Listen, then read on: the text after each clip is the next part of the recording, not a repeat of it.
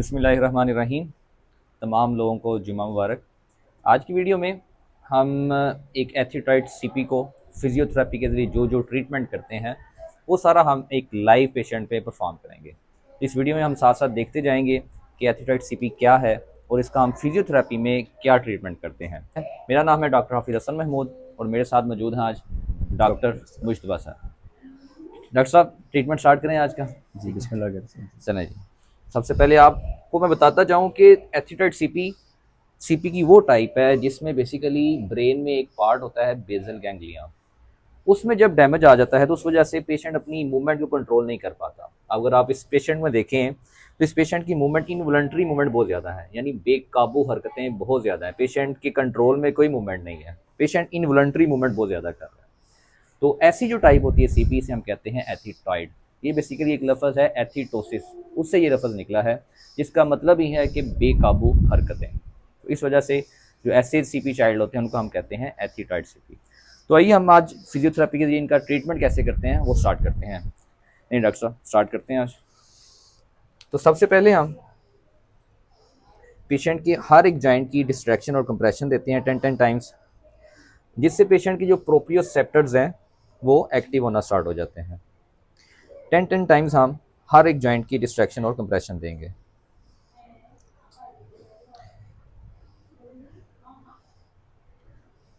इसमें कोशिश करेंगे पेशेंट आहिस्ता आहिस्ता फिर रिलैक्स होना स्टार्ट हो जाएगा। अगर हम ये अपनी मूवमेंट जितनी जेंटली और उतनी आराम से करेंगे उतना ही पेशेंट जो वो हमारे साथ कोऑपरेट करेगा और इजीली एक्सरसाइज परफॉर्म करवाएगा।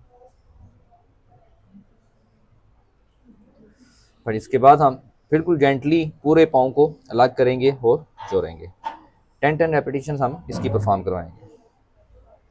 अब अगर आप पेशेंट को देखें तो पेशेंट थोड़ा सा काम होना स्टार्ट हो गया, थोड़ा सा सुकून में आना स्टार्ट हो गया। अगर यही चीज़ें मैं ज़ोर से करवाता या स्पीडीली करवाता तो उससे ये पेशेंट को नुकसान होना था और पेशेंट ने मज़ीद हाइपर एक्टिव हो जाना था। इस वजह से हम जितनी मूवमेंट्स करवाते हैं पेशेंट्स को बिल्कुल आराम से स्लोली और ग्रेजुअली हम आहिस्ता आहिस्ता इनको बढ़ाते हैं। अब आगे हम इनकी एंकल पंपिंग करेंगे, यानी पाँव को पकड़ के अंदर की तरफ खींचेंगे ताकि इसके जो काफ मसल्स हैं उसमें स्ट्रेच आए। बेसिकली ऐसे जो बच्चे होते हैं इनमें जितने मसल्स हैं ये बाज़ का एकदम फुल ढीले पड़ जाते हैं और बाज़ का ये फुल एक्टिव हो जाते हैं और बहुत ज़्यादा सख्त हो जाते हैं। अब इनकी सख्ती की वजह से पेशेंट जो वो अपनी मूवमेंट को कंट्रोल नहीं कर पाता, तो हमारा जो मेन फोकस होता है जो टाइट मसल है इसके उनको हमने रिलैक्स करना है। फिर ऐसे हम इनके जो काफ मसल हैं उनको स्ट्रेच देंगे।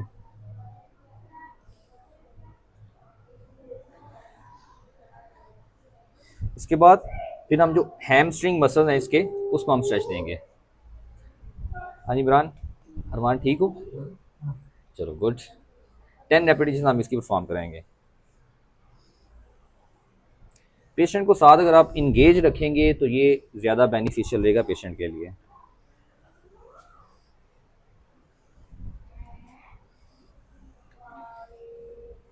एथियोटाइड सीपी बेसिकली एक ऐसी टाइप है जिसका अभी तक मेडिकल साइंस में कोई ट्रीटमेंट अवेलेबल नहीं है, लेकिन हम फिजियोथेरेपी में सिर्फ और सिर्फ पेशेंट को इस हद तक उसका लाइफस्टाइल मॉडिफाई कर सकते हैं या उसकी जो डेली रूटीन की एक्टिविटीज़ हैं उसकी इस तरह मॉडिफाई कर सकते हैं कि वो कुछ ना कुछ अपनी मूवमेंट खुद करना स्टार्ट कर दे, अपनी कुछ ना कुछ एक्टिविटीज़ वो खुद करना स्टार्ट कर दे।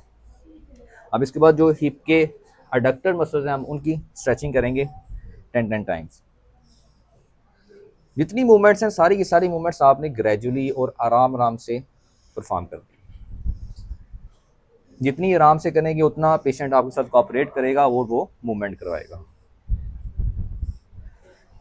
ये करवाने के बाद अब हम हिप जॉइंट की रोटेशनल मूवमेंट्स परफॉर्म करवाएंगे 10 टाइम्स क्लॉकवाइज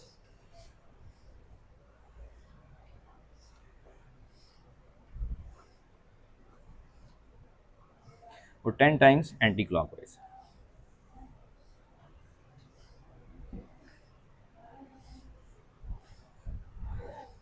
अच्छा, अब इस टांग की जो जर्नल ROMC वो सारी की सारी हमने परफॉर्म करवा ली। अब हम दूसरी टांग की स्टार्ट करवाते हैं। नहीं डॉक्टर साहब कंटिन्यू करें ज़रा साथ साथ। जैसा अब कि आपने पहले देखा है जी हमने राइट टांग में स्मॉल जॉइंट से स्टार्ट किए बिल्कुल। और डिस्टल से प्रॉक्सिमल की तरफ जाएंगे हम। पहले हम टोज की तरफ से स्टार्ट करेंगे डिस्ट्रैक्शन कंप्रेशन पे। इसके बाद टोज की डिस्ट्रैक्शन कंप्रेशन कंप्लीट करने के बाद हम इसके एंकल की तरफ जाएंगे। बिल्कुल, ये देखिए जितनी हम जेंटली कर रहे हैं तो पेशेंट जो है वो कॉपरेट कर रहा है साथ हमारे। अगर यही चीज़ें अगर ज़ोर ज़ोर से करते या स्पीड से करते तो पेशेंट ने मज़ीद हाइपर हो जाना था, जो कि इसके लिए नुकसानदेह है। बस अरमान बेटे वन आराम से। इजी है, चलें, वेल डन, गुड। हाँ जी अरमान, इजी हो, चलो शाबाश, गुड। इसी तरह एंकल से होते हुए अब हम नी की तरफ जाएंगे, नी की आर्म्स करवाएंगे। दर्द तो नहीं आ रहा बेटे? आज अरमान सही से कॉपरेट कर रहा है, शाबाश, वेल डन। Very good.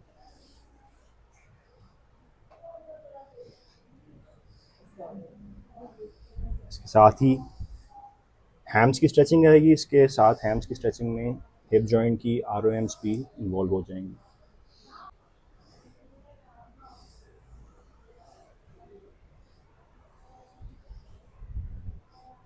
हाँ जी अरमान, वेरी थके गुड। तो नहीं हो? चल, पानी पीना है? हाँ जी, पीना है पानी? पानी लाए जी अरमान के लिए थोड़ा सा।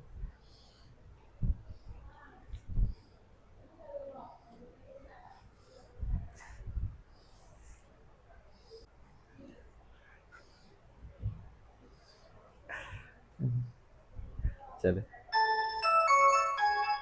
अरमान कॉल आई है सुननी? वो जी उनकी कॉल आ गई है, वो वर्कशॉप वाले।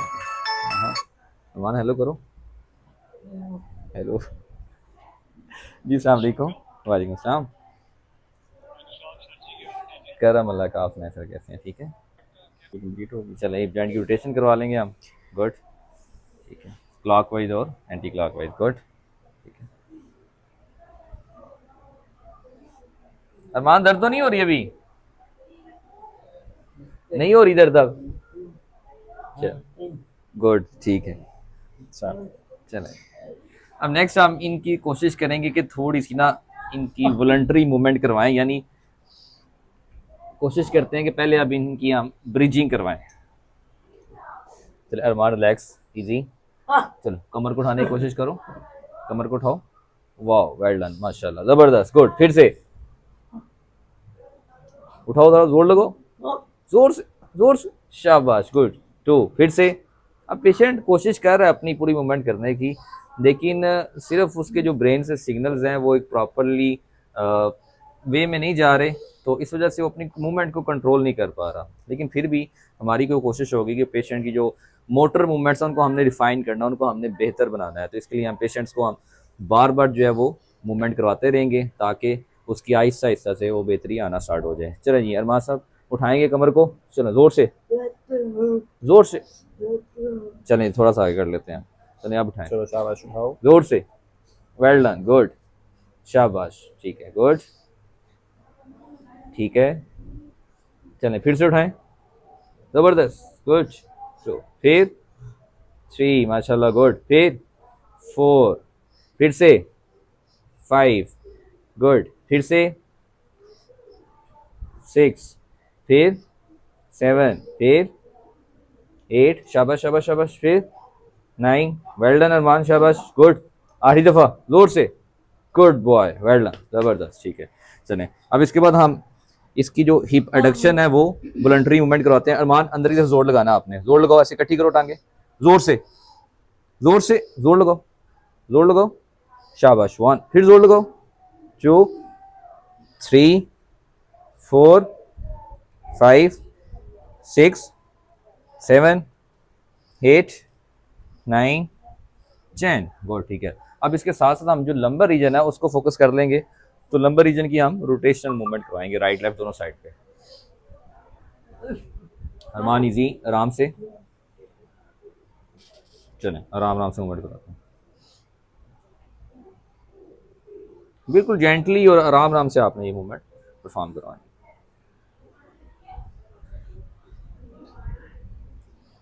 जो ट्रीटमेंट हमारा चलेगा वो बेसिकली सिम्टोमेटिक ट्रीटमेंट ही चलेगा फिजियो में।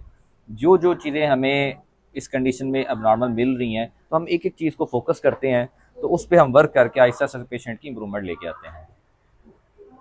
अब हम अपर लिम्ब की तरफ जाएंगे, लेकिन सबसे पहले हम कोशिश करें कि लोअर लिम्ब इसकी हैं वो थोड़ी सी स्टेबल कर लें। उसको स्टेबल करने के लिए हम नी रोलर का यूज़ कर लेते हैं और साथ में बेड लगा देंगे ताकि इसकी जो लोअर बॉडी है वो थोड़ी सी स्टेबल हो जाए। चलिए डॉक्टर साहब ज़रा रिलैक्स हो, वन इजी इजी बस इजी बस इजी, चलो रिलैक्स रिलैक्स इजी, गुड, चलें इजी है, रिलैक्स, ठीक है। अब आते हैं हम अपर लिम्स की तरफ। डॉक्टर साहब इसके इधर एक बैंड लगा रहे हैं, ये देखिए अभी पाँव अगर बैक की तरफ कर रहा है बस आराम से अरमान। तो इसको भी हम स्टेबल कर लेते हैं। तो उसके लिए हम एक स्ट्रैप के साथ इसके पाँव को भी अपनी पोजीशनिंग में कर देंगे ताकि जो पेशेंट की पोजीशन है वो नॉर्मल रहे।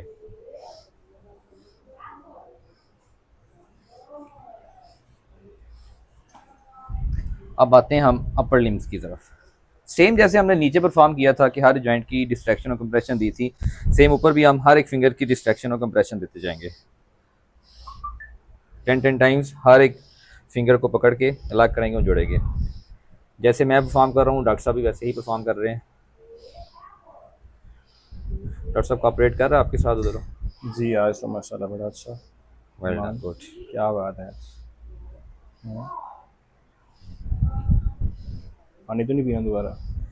चलें 10 टाइम्स हम डिस्ट्रैक्शन और कंप्रेशन देंगे, फिर हम रिस्ट जॉइंट की पकड़ के डिस्ट्रैक्शन और कंप्रेशन देंगे।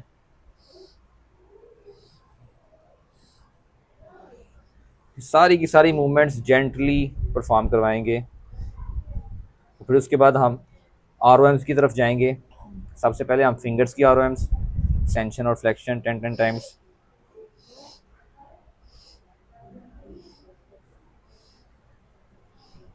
फिर थंब की,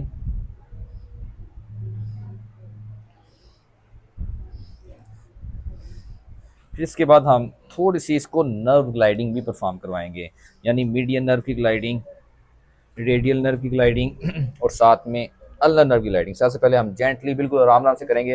अरमान आराम से, बिल्कुल रिलैक्स, इजी, शाबाश, चलो बस गुड बॉय, वेल डन, बस बस वन। बस बस अब सबसे पहले हम मीडियन नर्व की ग्लाइडिंग कर रहे हैं 3 5 6। इसके बाद फिर हम रेडियल नर्व की ग्लाइडिंग करेंगे।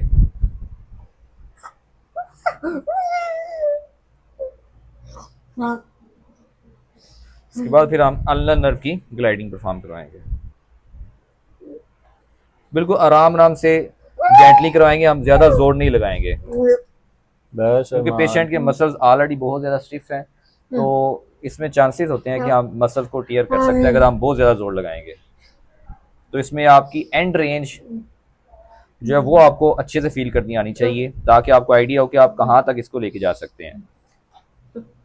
गुड, ठीक है। नर्व ग्लाइडिंग करवाने के बाद सिंपल हम इसकी फिर सुपिनेशन और प्रोनेशन करवाएंगे। अरमान रिलैक्स, इजी इजी, बस गुड, अरमान गुड।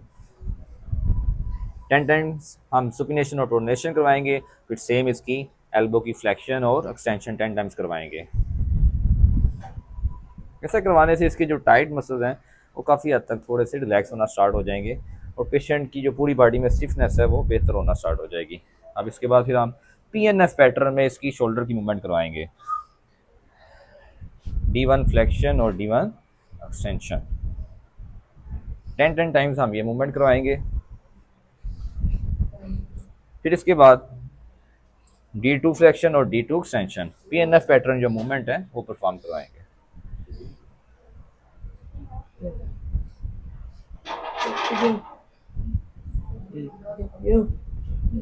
थक गए हो? थक गए क्या हो हो? गया?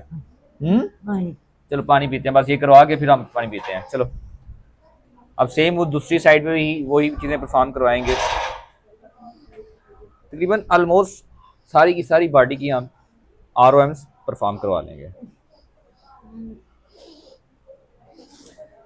हमारा बेटा relax, easy easy easy easy, good boy, well done, शाबाश शाबाश, good good good good, easy.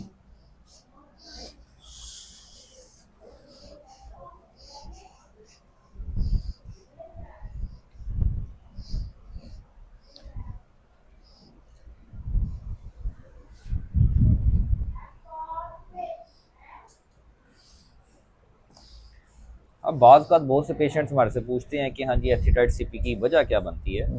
तो मोस्टली इसकी जो वजह है ये पैदाइश से पहले भी हो सकती है और पैदाइश के बाद भी होती है। पैदाइश से पहले अगर ब्रेन में कोई आपकी इंजरी आ जाती है या बेसल गैंग्लियन स्पेसिफिकली इफेक्ट होता है तो उसके बाद चांसेस हैं कि बच्चा सीपी एथिटाइड सीपी की तरफ चला जाए। तो इस तरह पैदाइश के बाद जब बच्चे के दिमाग को प्रॉपर ऑक्सीजन नहीं जाती या बच्चे को बाद में जांडस या यरकान हो जाता है तो उसके बाद भी चांसेस होते हैं कि ब्रेन में जो बेसल गैंग्लियन है वो इफेक्ट हो जाए। आराम से उसके बस इफेक्ट हो होने गया। के बाद पेशेंट को इन सिम्टम्स का सामना करना पड़ सकता है।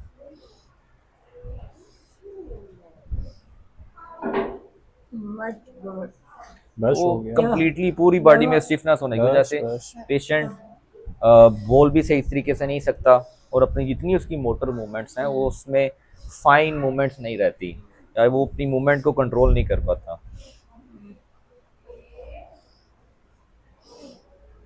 चलो बस चलें गुड, ठीक है। आराम अब से हमने लेटो। अपर लिम्ब की और लोअर लिम्ब की तकरीबन आर्म सारी की सारी परफॉर्म कर ली हैं। अब आएंगे हम इनके जो थोरेसिक एरिया है उसकी तरफ।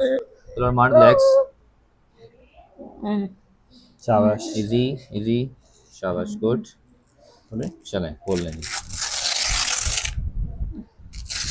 पेशेंट के साथ जितना कोऑपरेट करके और जितना उसके साथ मिल के आप एक्सरसाइज करवाएंगे तो उतनी उसके लिए वो बेनिफिशियल रहेगी। गुड। चलो अब उसके बाद पेशेंट की हम स्टैंडिंग करवाते हैं। उठ जाओ उठ जाओ उठ जाओ उठ जाओ। अब पेशेंट का बेसिकली ऐसी कंडीशन में मोस्टली जो सेरिब्रल पाल्सी के जो पेशेंट्स होते हैं जब वो एज के साथ साथ उनकी जो स्पाइन है या रीढ़ की हड्डी है उसमें टेढ़ापन यानी स्कोलियोसिस आना स्टार्ट हो जाता है। तो अब साथ में हम पूरी स्पाइन की मोबिलाइजेशंस भी देंगे ताकि इसकी जो स्कोलियोसिस है उसकी कंडीशन को हम किसी हद तक बेहतर कर सकें। अरमान रिलैक्स, इजी। अब मैं इसकी थोरेसिक की मोबिलाइजेशन सारी की सारी परफॉर्म करूँगा। तो उसके लिए सबसे पहले हम दोनों हाथों को इस तरह रख लेंगे। अरमान रिलैक्स, इजी इजी इजी, जो रिलैक्स। हाँ जी, नहीं करवानी आज, थक गए हो? पानी पीना? हाँ। पानी देंगे पहले अरमान, पानी लाइए। हम एक छोटी सी ब्रेक लेते हैं। अरमान पानी पी। अब ऐसे पेशेंट जो हैं ये हाइपर बहुत ज़्यादा होते हैं। तो हाइपर होने की वजह से इनमें स्वेटिंग बहुत ज़्यादा होती है और इनको डिहाइड्रेशन होने के चांसेस बहुत ज़्यादा होते हैं। तो इस वजह से ऐसे पेशेंट्स को जो पानी है वो आपने मैक्सिमम पिलाना है। हाँ जी, पानी आ नहीं रहा, चल रिलैक्स, इजी हो जाएगी। ये करें कि आप इस तरह कोई बॉटल में स्ट्रॉ डाल के उसके ज़रिए पानी पिलाएं पेशेंट को। उससे इसकी जो खाने पीने की सलाहियत है वो बेहतर होगी।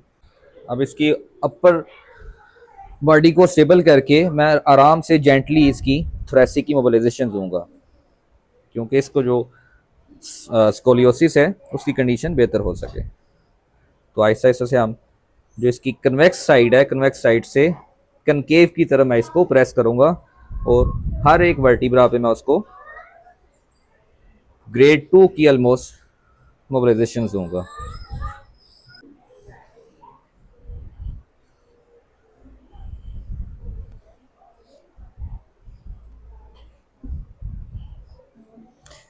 अब मोबिलाइजेशन देने के बाद हम थोड़ी सी अपर बॉडी की रोटेशन भी परफॉर्म करवाएंगे लेकिन आराम से जेंटली जेंटली परफॉर्म भी करेंगे।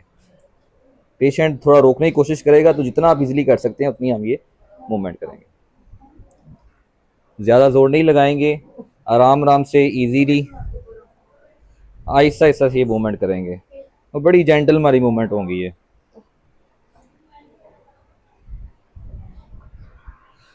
अब इसके बाद हम इसकी जो सिटिंग पोजीशन है उस पोजीशन को हम मेंटेन करेंगे और पेशेंट को कोशिश करेंगे कि 5 मिनट तक या जितनी देर वो इजीली बैठ सकता है उतनी देर वो बैठे ताकि इसके जो बैठने वाले मसल्स हैं यानी जो पोस्चर मसल्स हैं वो कुछ ना कुछ बेहतर होना स्टार्ट हो।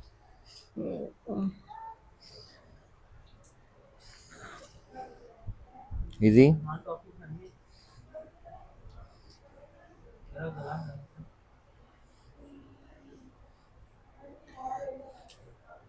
तो इस तरह के पेशेंट्स को हम असिस्टिव डिवाइसेस भी गाइड कर सकते हैं, बिल्कुल बिल्कुल डॉक्टर साहब, ऐसा ही है।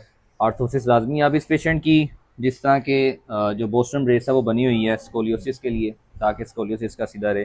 और इस तरह जो इसका नी जॉइंट है, दोनों ये जा रहे हैं फ्लेक्शन में, तो फ्लेक्शन के लिए हमने नी ऑर्थोसिस बनवाए हुए हैं उसके, ताकि इसकी जो टांगे हैं वो स्ट्रेट रहें। हमारा जो इसमें टारगेट होता है मेन, वो डॉक्टर साहब यही है कि हमने कोशिश करनी है कि इसकी जो डिफॉर्मिटीज़ हैं वो ना डेवलप हों। बच्चे की जो डिफॉर्मिटीज़ हैं वो हमने बचानी है, मैक्सिमम जितना हम बचा सकें। फिर आहिस्ता आहिस्ता उसकी जो मूवमेंट्स हैं उसके लिए अभी तो सिंपल हमने ROM परफॉर्म किए हैं, लेकिन इसके साथ साथ इस बच्चे की स्पीच थेरेपी भी हो रही है, और उसके साथ साथ इसकी ऑक्यूपेशनल थेरेपी, जिसमें इसकी फाइन मोटर मूवमेंट्स पे काम हो रहा है। उसके लिए डिफरेंट किस्म की जो है वो एक्सरसाइज की परफॉर्म की जा रही हैं, ताकि बच्चा आहिस्ता आहिस्ता से बेहतरी की तरफ जाता जाए। अच्छा, बिठाने के साथ हम फिर कोशिश करेंगे इसकी जो नेक की मूवमेंट्स हैं वो भी जेंटली आहिस्ता आहिस्ता से परफॉर्म करवाएं। पेशेंट बहुत ज़्यादा जोर लगाएगा, अपनी मूवमेंट्स को स्टिफ करेगा, अपनी जो मसल्स हैं इसके नेक के वो स्टिफ करेगा, लेकिन आपने जेंटली जो है मूवमेंट परफॉर्म करवानी है इसकी राइट और लेफ्ट। साथ पेशेंट को कोऑपरेट करेंगे तो फिर, या पेशेंट को इन्वॉल्व करेंगे तो फिर ज़्यादा बेहतर रहेगा उसके लिए। अरमान लेफ्ट साइड पे देखो, इधर देखो अरमान, शाबाश, उस तरफ देखो डॉक्टर साहब की तरफ देखो, वेल डन, गुड, तो इधर लेके जाओ, शाबाश, गुड, वेल डन, फिर शाबाश, good good good, well done, good boy, very good. चलें गुड। अब इसके बाद हम पेशेंट की नी ऑर्थोसिस लगा के थोड़ी सी हम वाइब्रेशन परफॉर्म करवाएंगे, और उसकी क्वाड्रिसेप्स की स्ट्रेंथनिंग के लिए इसको हम क्वाड्रिसेप्स चेयर पे बिठाएंगे, ताकि कुछ ना कुछ ये मूवमेंट करे और अपनी क्वाड्रिसेप्स को, मसल्स को थोड़ा स्ट्रेंथन करे। और इसी तरह हाथों की मूवमेंट के लिए हम डिफरेंट किस्म की जो पुली एक्सरसाइजेज हैं, या जो बैंड के साथ एक्सरसाइजेज हैं, बैंड के साथ पेशेंट के हाथ को बांध देंगे, और पेशेंट को फिर कोशिश करेंगे, पेशेंट को कहेंगे कि वो कोशिश करे कि जितनी भी मूवमेंट वो कर सकता है इजीली वो परफॉर्म करे। चलें अरमानी जी, बस बस बाहर चलते हैं बस। सो एथिलेट CP को ट्रीट करना एक टफ जॉब है, स्पेशली जब बच्चा लाइक 15+ हो जाता है। इस कंडीशन में उसके मसल टोन काफ़ी ज़्यादा बढ़ जाती है, और जो पेशेंट की मसल पावर है वो बहुत ज़्यादा होती है। तो इस तरह ऐसी कंडीशन में पेशेंट को स्टेबल रखना और बड़ा जेंटली ट्रीटमेंट करना, ये एक टफ टास्क होता है फिजियोथेरेपिस्ट के लिए, क्योंकि हमारी थोड़ी सी भी गलत मूवमेंट या ज़ोर से जो मूवमेंट की गई तो इसके किसी ना किसी मसल को डैमेज कर सकती है। इस वजह से बड़ा जेंटली हम मूवमेंट करते हैं, ताकि इसको फ़ायदा भी हो और जो इसके मसल्स हैं वो रिलैक्स होना भी स्टार्ट हो। चलें अरमान साहब जी,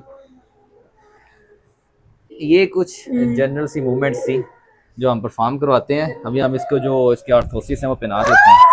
बस अरमान, लेट जाओ लेट जाओ लेट जाओ लेट जाओ, रिलैक्स जी।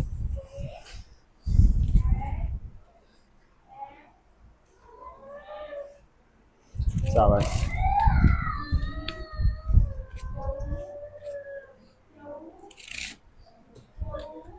अब ऐसे पेशेंट्स की फिजियो के साथ साथ मेडिकेशन बहुत ज़रूरी होती है। अब ये बच्चे की किसी साइकेट्रिस्ट के पास से मेडिसिन वो बहुत ज़्यादा ज़रूरी है, क्योंकि मेडिसिन के साथ जो इसकी हाइपर एक्टिविटी है वो मेडिसिन से ही कंट्रोल होनी है। लेकिन जो इसकी फाइन मोटर मूवमेंट्स हैं, और जो इसकी जितनी रिफाइन अगर मूवमेंट करनी है हमने, तो उसके लिए हम पेशेंट को आहिस्ता आहिस्ता से फिजियो के साथ बेहतरी की तरफ लेके आते जाते हैं। इसी के साथ इजाज़त दें हमें, इंशाल्लाह ताला नेक्स्ट एक और पेशेंट के साथ आपसे मुलाकात होगी। Thank you so much. अल्लाह हाफ़िज़। अल्लाह हाफिज़।